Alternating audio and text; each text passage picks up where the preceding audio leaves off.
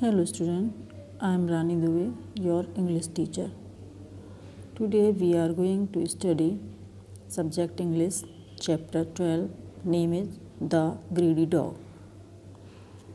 So open your book please and look here. Once upon a time there was a dog. He found a bone. He took the bone in his mouth.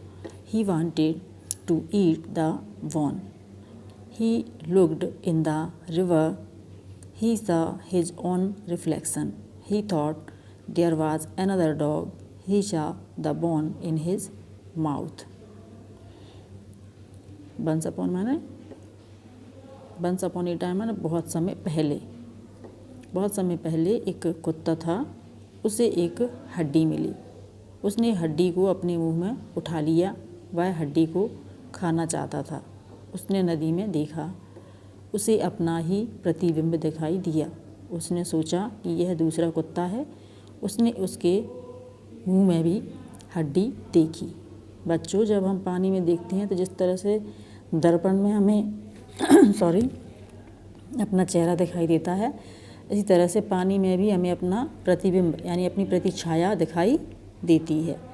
और जब कुत्ते ने हड्डी को मुंह में उठाया और जब नदी के पास से निकला तो उसने नदी में झांका तो उसे दिखाई दिया अपना ही प्रतिबिंब यानी दूसरा कुत्ता. उसने सोचा कि दूसरा कुत्ता है और उसके पास भी एक हड्डी है. He thought, I shall bark at the dog. He will be frightened. He will leave the bone and run away.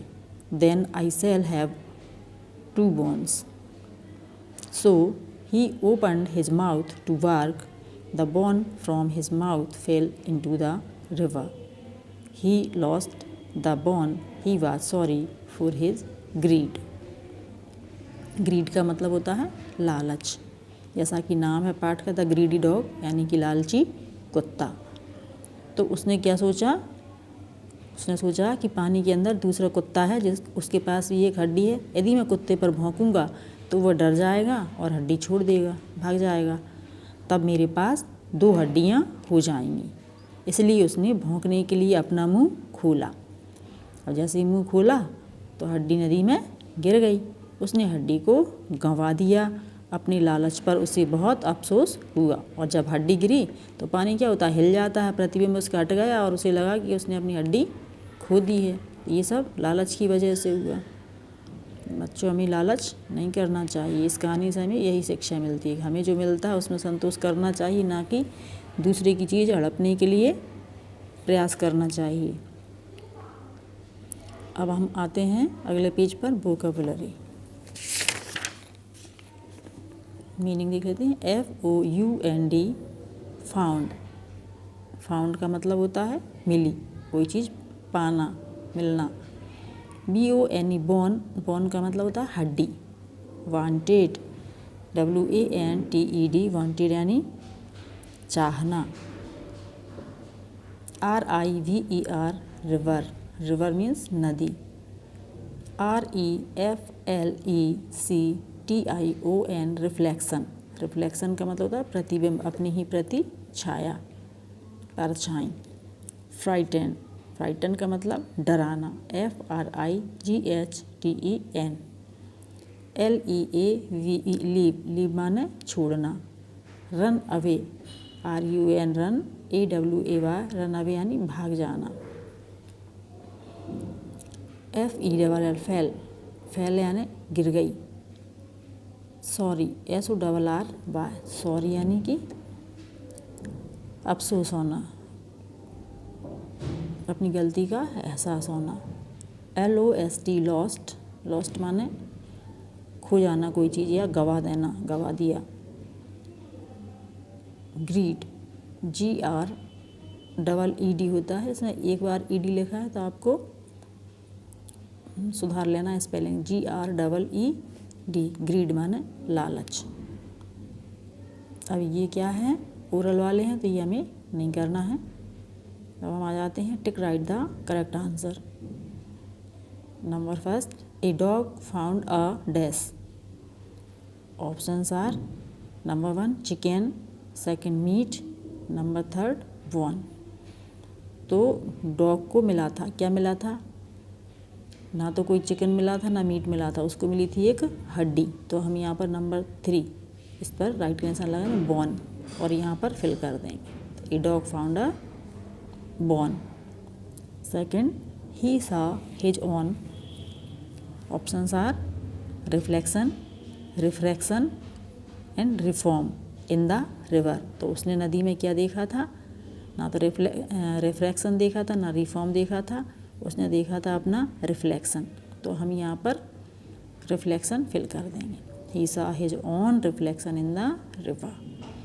Number third है dog was sorry for his.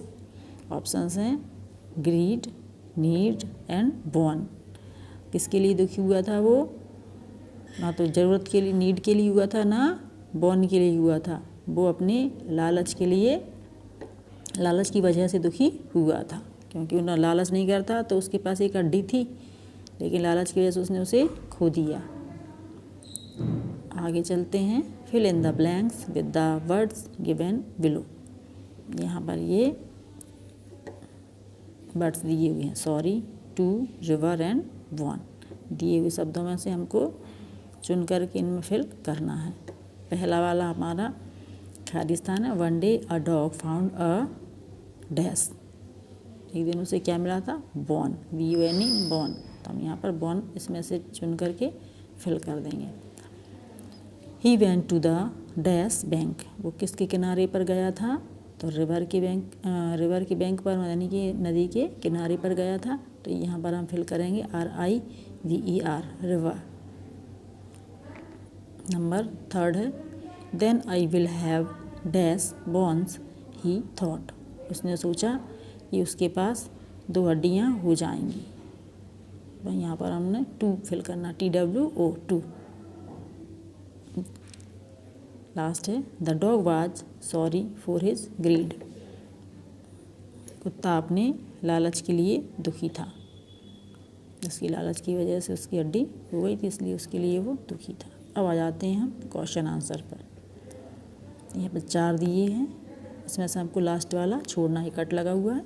3 questions के आंसर ये हमें करने हैं। पहला क्वेश्चन है what did the dog find.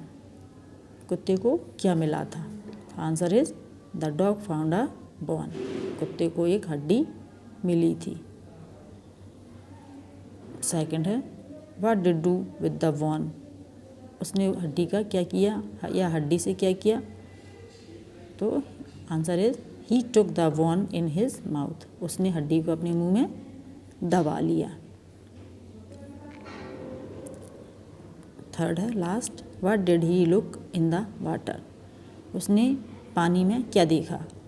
Answer is he saw his own reflection in the water. और लिख सकते हो आगे, लेकिन उसमें क्वेश्चन पूछा उसने पानी में क्या देखा, तो आंसर है ही सा हिज ऑन रिफ्लेक्शन। उसने अपना स्वयं का प्रतिबिंब देखा।